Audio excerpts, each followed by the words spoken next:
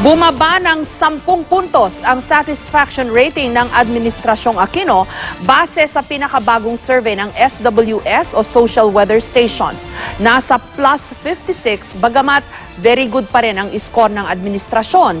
Gayunman, mas mababa ito sa record high score na plus 66 noong katapusan ng Hunyo. 71% o 7 sa kada 10 Pilipino ang satisfied o nagsabing kontento sila sa ginagawa ng gobyerno.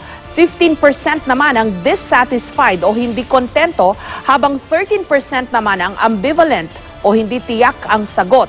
Ginawa ang survey noong Setyembre sa kasagsagan ng bakbakan sa Zamboanga at issue ng pork barrel. Sa hiwalay na pag-aaral ng SWS, lumalabas na may direktang epekto sa popularidad ng Pangulo ang usapin ng pork barrel.